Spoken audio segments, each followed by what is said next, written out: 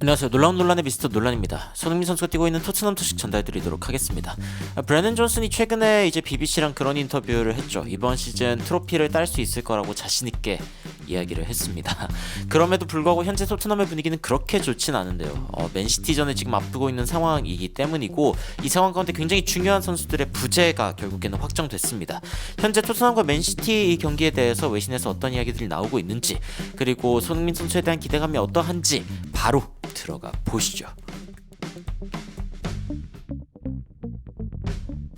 일단 최근에 안제 포스테코글루 감독이 미키 반더벤 그리고 이제 그 로메로에 대해서 맨시티전 출전할 수 있는지에 대해서 힌트를 남겼습니다. 사실상 직접적으로 이야기를 했고, 크리스티안 로메로 같은 경우는 이제 아이를 낳았습니다. 그래가지고 이제 딸을 낳았는데 이 부분에 대해서 굉장히 축하한다라고 이야기를 했고, 여전히 100%가 아닌 상황이기 때문에 여전히 이제 주말에 뛸 수 있을지에 대해서는 의문이 있다라고 이야기를 했고, 사실상 못 뛴다라는 어떤 신호로 보입니다. 미키 반더벤 같은 경우에는 몇 주 남았다 라고 이야기를 하면서 일단은 이제 트레이닝은 하고 있기는 한데 그래도 몇 주 더 회복 기간이 필요할 것 같고, 12월 중순쯤에는 돌아와가지고 경기할 수 있지 않을까 라는 이제 그 예상을 정했습니다. 로메로가 결국에는 못 뛸 수 있고, 그리고 이제 미드필드진 같은 경우에도 이제 로드리고 벤찬쿠르가 못 뛰게 되고, 그러면 안제 포스테코글루 감독이 토트넘을 이제 맨시티 상대할 때 어떤 팀원들을 뽑아야 되는가에 대한 이야기가 이제 풋볼 런던에서 나오고 있는데, 일단 뭐 기본적으로 로메로 부상, 그리고 이제 골키퍼는 비카리오가 당연히 이제 뛰게 되고, 페드로 포로, 로메로도 이제 뛸 수 있으면 뛰어야 한다라는 이야기가 나오고 있기는 한데, 이게 아직은 나옵트라고 하니까 뭐 확실하진 않고, 드라구신이 이제 그 옆에서 파트너로 뛸 확률이 일단은 거론되고 있습니다. 일단 거론되고 있고, 우도기 역시 이제 주전이기 때문에 그렇게 뛰게 되겠죠. 그리고 이제 미드필드진 같은 경우에는 비수마, 벤탄쿠르가 못 뛰는 상황이기 때문에 비수마 사르 조합을 꺼내들 수밖에 없는 상황이고요. 공격적으로는 클루셉스키를 중앙 공격형 미드필더로 쓸 확률이 굉장히 높아 보입니다. 그러고 나서 이제 최전방인데 뭐 믿을 만한 선수들만 모아놓죠. 존슨, 솔랑키, 그리고 이제 손흥민 선수, 이렇게밖에 이제 토트넘이 라인업을 짤 방법이 없습니다. 손흥민 선수가 이제 인터내셔널 브레이크 A매치 기간에 골도 넣고 좋은 모습을 보여줬습니다. 팔레스타인 그리고 쿠웨이트전에 둘 다 골을 넣었고, 이러한 폼이 이제 토트넘의 프리미어리그 경기로도 좀 넘어왔으면 좋겠다라고 이야기를 하면서, 최근에 토트넘이 굉장히 결과가 안 좋았던 부분들을 좀 극복하기 위해서 손흥민 선수의 활약이 절실하게 필요하다라고 이야기를 했습니다. 최근 손흥민 선수와 관련해가지고 이제 벤찬쿠르에 대한 이야기가 지속적으로 나오고 있죠.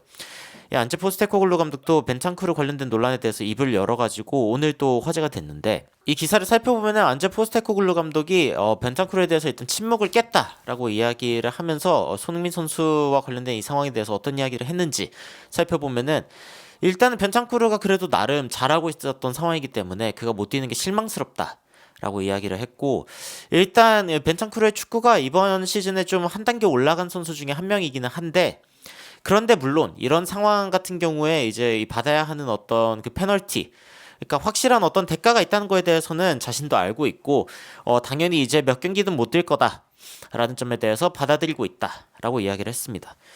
토트넘 같은 경우에는 벤찬쿠르의 이런 그 7경기 벤이 너무 크다라고 이야기를 하면서 이제 항소를 하지만, 벤찬쿠르에 대해서 이제 포스테코글루 감독은 약간 좀 조심스럽게 이야기합니다. 그냥 그를 좀 지원하겠다라는 좀 완곡한 말로 표현을 하면서, 일단 벤찬쿠르에게 좀 심정적으로 도움이 될 만한 그런 부분들을 좀 지원하겠다라고 이야기한 거고, 뭐 그가 동료로서 그리고 뭐 사람으로서도 사실 나쁘지 않은 그런 사람인데, 또 이런 일들이 일어났을 때 우리가 이제 최대한 도와야 되지 않겠냐라고만 이제 인터뷰를 했습니다.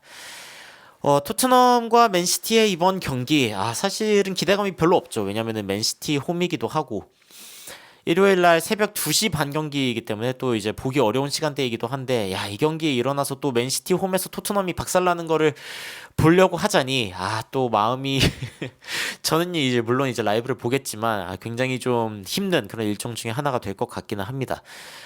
토트넘의 현재 상황이 사실 또 굉장히 안 좋죠. 10위에 있는 상황이고, 맨시티는 지금 굉장히 리버풀과의 격차를 좁히기 위해서 한 경기 한 경기가 굉장히 큽니다.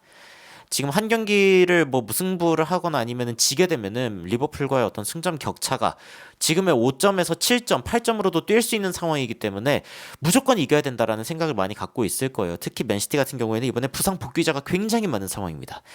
그렇기 때문에 이 토트넘이네 이번에 붙으면서 굉장히 전력을 다할 것이라는 점은 뭐 당연하다고 보여지고, 토트넘은 전력을 다해도 지금 일단은 크리스티안 로메로가 뛸 수도 있고 못 뛸 수도 있다는 이야기가 나오고 있는 상황에서 불안함을 지금 안고 있는 상황이기는 합니다. 물론 이제 이번 경기 뭐 유일하게 기대해 볼 만한 부분이 있다면은 또 하나의 키워드밖에 없죠. 손흥민 선수고, 손흥민 선수가 워낙 이제 맨시티를 상대로 좋은 모습을 늘상 보여줬기 때문에, 그래서 이제 벤탄쿠르가 없는 상황에서도 여전히 뭔가를 기대할 수 있다면 그것밖에 없긴 합니다. 하지만 과연 토트넘이 맨시티와의 경기를 이제 잘 치를 수 있을지. 그리고 사실은 여기에서 또 하위권 팀들이 또 올라오기 시작하면 토트넘은 중위권 정도가 아니라 하위권으로 내려가는 것도 거의 현실적인 상황이 되어버리고 있습니다. 그래서 이번 일정은 맨시티와 토트넘 둘 다 물러설 수 없는 그런 한 판이 될 것 같습니다. 여러분들은 맨시티와 토트넘의 경기를 앞두고 어떤 생각을 갖고 계신지 굉장히 궁금한데요. 댓글로 의견 남겨주시면 더욱 흥미롭고 재밌는 소식으로 찾아뵙도록 하겠습니다. 이상 놀라운 논란 미스터 논란이었습니다. 시청해주셔서 감사합니다.